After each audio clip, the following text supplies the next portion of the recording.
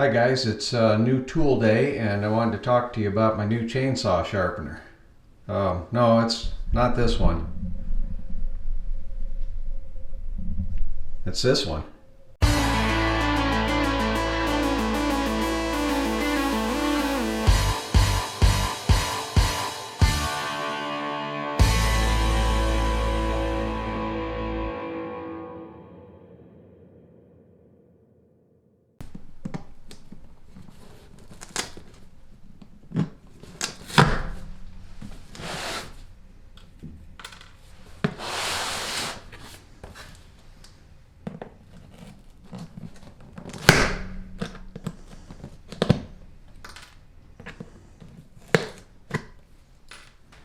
Here's what we got. We have a manual with a registration card in it. Have the base of the machine. There's 3 different size grinding wheels in here. Got a tool bag with parts, gauges, dressing stone in there, wrenches to assemble everything. Okay, and with some difficulty getting it out of the box, the grinding head and the screw was jammed into the cardboard, so that always makes that fun.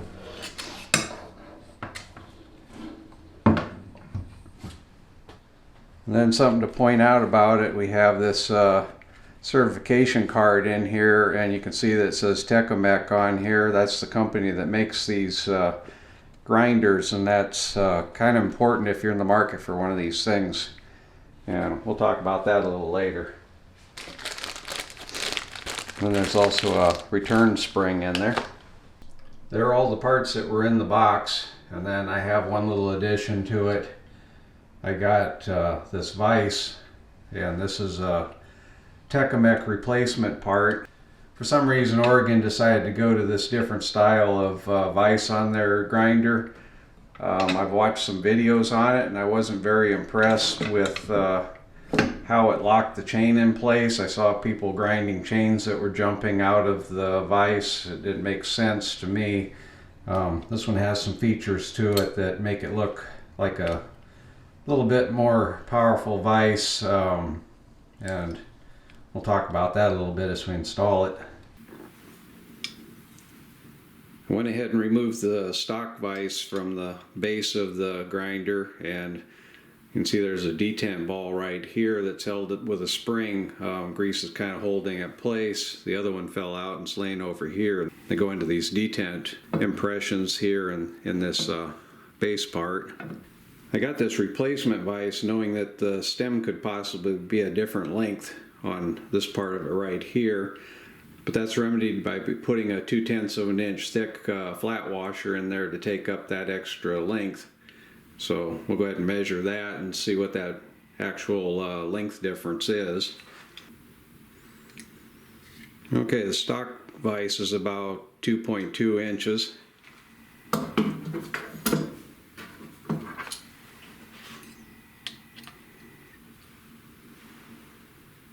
And you can see that little bit of a difference down there, so that takes it out to about 2.3. So it's not that big of a difference, but obviously there's a little bit. And this vise did come with a washer taped to the inside of the lid of the box, so we might be able to use that washer. Maybe it was intended to resolve that particular fitment problem. Okay, this is the washer that was taped to the inside of the box lid, so I don't know if that's a original part or if it's something that the vendor I got this from added into it. And that washer is just a little over 90 thousandths of an inch thick, so it may just barely make up the difference. So I'll replace these little springs into the detent hole on each side of that stem. I got just a little bit of grease on here to kind of hold the parts together.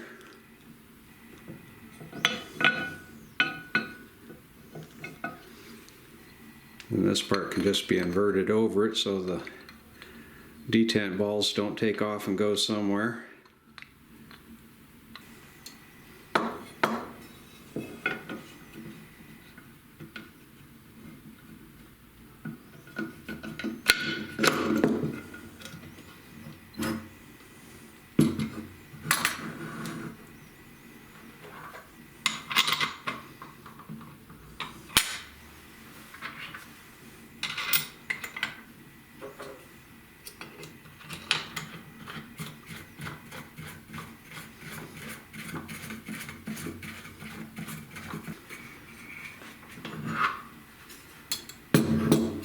That appears to tighten down okay with just that washer addition. This entire assembly is made so that this vise can be tilted. So we'll get to more of that as we go along. I drilled a couple of holes in my tabletop here so that I can mount this thing, and I wanted to point out before I get too far that this version of grinder has this sliding table on it. It moves back and forth, and this allows you to center the grinding wheel over the top of the vise. And some models of grinders have this feature and some don't. The Oregon grinders in this version have this rocking table in here so that you can set your back angles, and that isn't included on different models of grinders. So this one for some reason seems to have both the adjustment for centering and also the rocking table on it, where Tecomec sells a version that just has the sliding part but it does not have the rocking table on it, and then later on as you go up in their grades they have one that does. So there apparently is some important feature to that is used in some models and not in others, but I'm not quite sure why they leave it off of other things.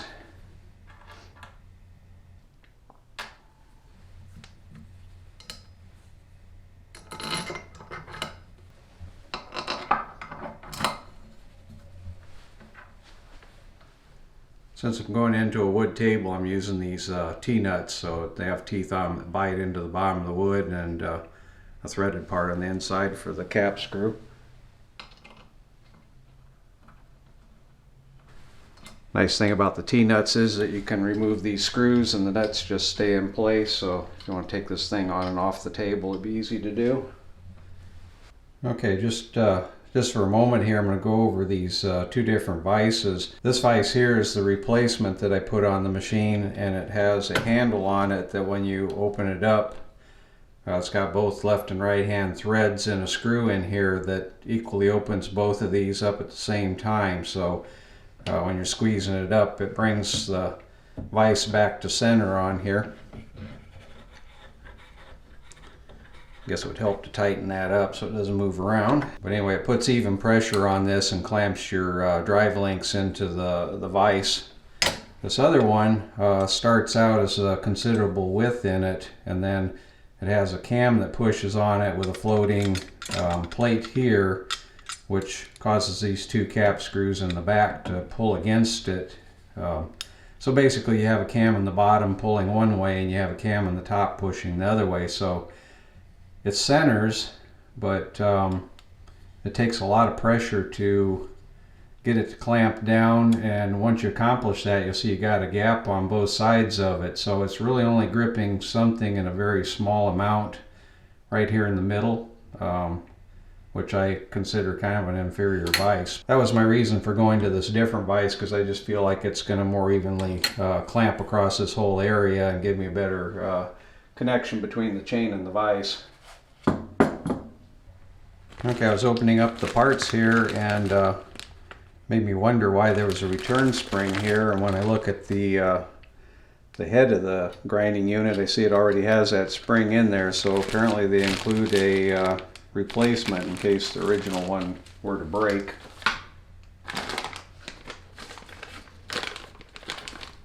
Doesn't impart a lot of confidence when they send replacement parts before you even use it. So this bag contains a lot of extra parts. I got the nut for holding the head onto the machine. There's a bolt for holding the head on. This nut, according to the instructions, for using to hold the head on, but then you need a wrench in order to operate it. We got two different Allen wrenches that are hex keys that are used to assemble parts of this and remove covers.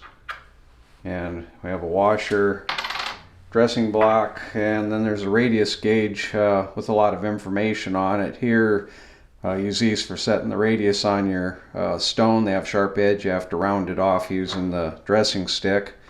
But it also has other things as far as depth gauges, pitch measurements, angles, and things like that that could be useful for a reference.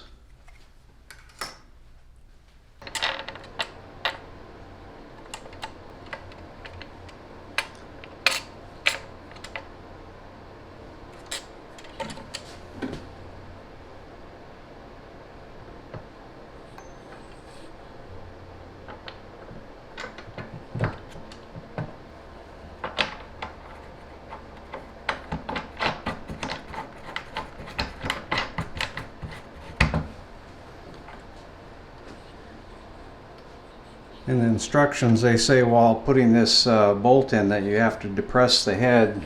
That means that you have to back off the lock on this thing and drop the head down a little bit. And you can tighten up the nut on the back of it or the hand wheel so that it tightens it into place. Okay, and then the hand lever goes on.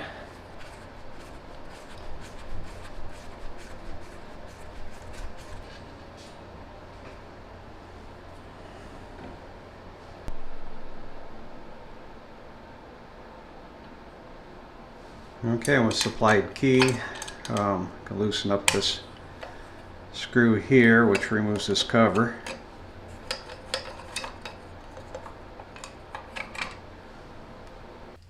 Included with the grinder are 3 wheels. One of them is an 1/8 inch thick, the other one's 3/16 thick, and then we have a 1/4 inch one. And there's a 1/4 inch wheel that's used for reducing the height of the gauges.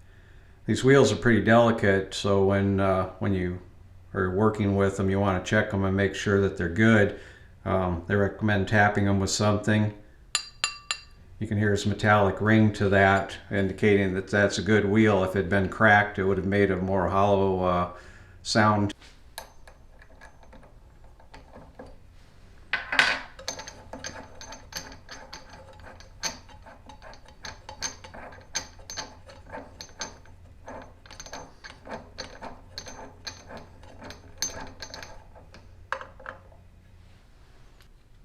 And the wheels already have a radius started on them. I'm not sure how accurate that is. Looks like it might have a little bit of a flat in it that needs to be worked out, but at least they're started.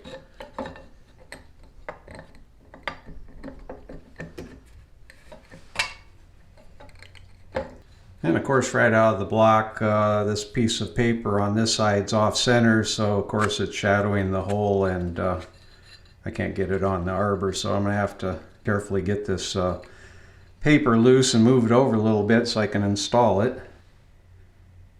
Okay, we'll try this again. I heated up the cardboard ring on here with a hairdryer, and it got warm enough that the adhesive allowed me to move that, so it's centered again and I can get the wheel back onto the arbor. It's seating down this time.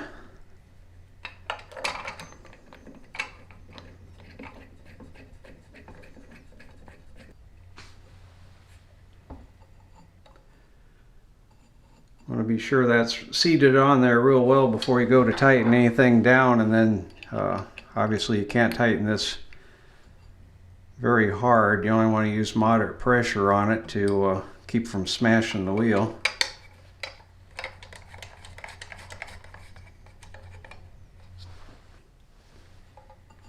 Okay, so give this thing a spin and make sure it doesn't have any obvious wobble or anything to it, any other kind of run out.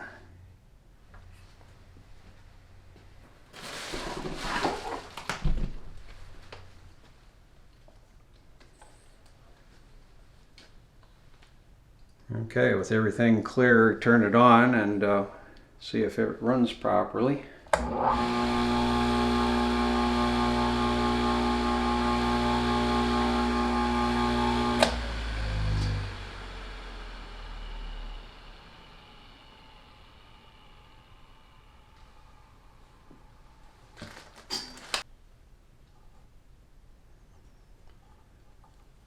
And check it with the gauge, and it doesn't have a real great profile to it, so we'll go ahead and dress that down.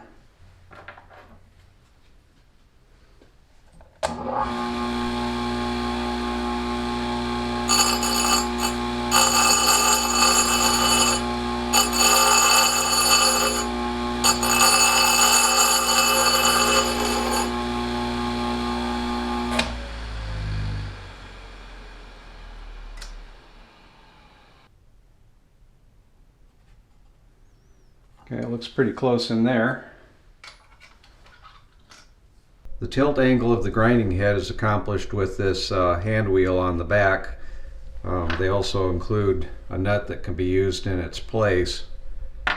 There is an optional mounting with this unit through these holes in the back of it on each side here, and but you'll have to leave clearance away from whatever you mount it on so you can get to this part of it for adjusting. This screw right here is a limit for the height, or how far the grinding wheel goes down into the tooth when you're grinding it, and you adjust that. The screw stops on this surface right here. Okay, I've got a pretty beat up steel chain from a 170. I don't know what they caught, but there's a few bent teeth on it, and it's definitely dull. You can't even snag your finger on any of it. This vise here right now, I've got it tilted to what they call a down angle, so I've loosened up the base of it, and I've rotated this part in here so that the vise is leaning back, and that affects the way the grinding wheel goes into the tooth. Usually there's some kind of a spec. There's a place in the book where it gives you different chain specifications. I didn't find one for this particular saw chain, so I just went ahead and matched up the blade angles to what was already on the chain. When this vise is rotated to a down angle, it throws off a lot of other settings on this particular machine. You'll see down here in the indicator it has a down 10 that moves the indicator, and it has a down 10 on this side that also has a different indicator, and then it's got the 0 indicator in the middle. If you're not using a down angle, you're going to be using this one in the middle. If you have a down angle set, then you're going to be using one of these two outside marks. And there were complaints from people that had some of the other machines that when they utilized this angle, the particular equipment they had did not have these alternate marks, and they had to actually offset it by that amount. So I don't know if this is something they've added to these machines, or if it's just part of the nature of this machine that they give you that kind of information. Same thing goes when you're setting the angle of the cutting wheel. You'll see that there's indications down in here that tell you if you're using the down angle or if you're just using 0. That's going to change a mark. There's a step in this, so you would use one for a down angle and the other one for a 0 angle. So you'd set your degrees here and go by the appropriate scale. This part of the vise right here sets where your chain is going to be referenced to the grinding wheel. So you set it back in here and pull it back against a tooth, and that sets the distance between this stop and the grinding wheel, so it's repeatable. By using this adjusting screw here, you can move this rocking arm forward and back so that it lets you set the distance away from the grinding stone. And it's got a little thumb screw here so you can lock it down in that position. So now with all the angles set on, we're going to bring the grinding wheel down and want it to just touch the tooth, so I can spin it by hand here and see if it's going to touch anything. Then I can adjust this screw forward just a little bit to get a tooth contact.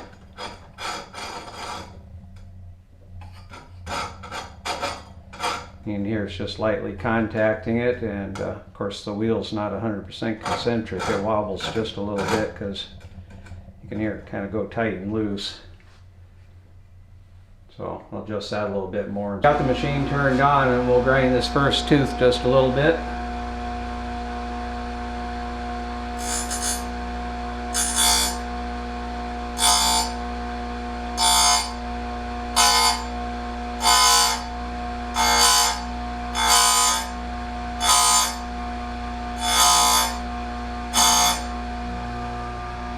Then by loosening the vise, I can advance it 2 teeth so I get it to another left-hand cutter. Let's continue that process all the way around the chain, doing all the left-hand side, and then the vise will have to be rotated to the opposite angle, and the down angle have to be switched to the rear, and then that'll allow those other side teeth to be cut. But first, go around the chain and take care of this first lot.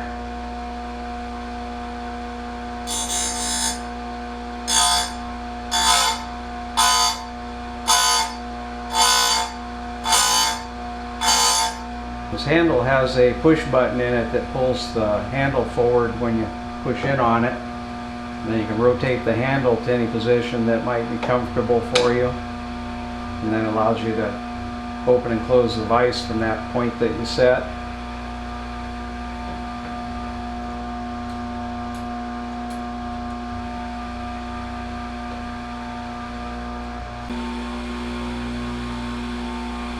Something to watch for as you go around the chain. You get into this rhythm where you're kind of expecting a right hand tooth, a left hand tooth as you go around, and it just happens to be about where the break is at here, and I've got 2 left hand teeth right behind each other, so it would have been a big mistake if I'd went ahead and dropped the grinder on that wrong tooth. Alright, so there it is. I've got my first chain successfully sharpened. Did a very good job. It's very sharp. The angles are all consistent. It's a much more consistent job than you can do with a file. Very fast to do. One of the reasons I chose this particular model is it has a 300-watt motor on it. It's a little bigger than some of the smaller and lower cost ones, and one of the complaints I saw people having is that the motors were burning out after a year or so on them. So I wanted something that was going to hold up. This is considered a professional model. It's something that a shop might use to sharpen customers' chains, so it would be a good model to use if you want to become the go-to guy in the neighborhood for sharpening chains or start a business of your own, or you do a lot of chains. This vise was a definite upgrade. It locks down much more firmly than the other one does.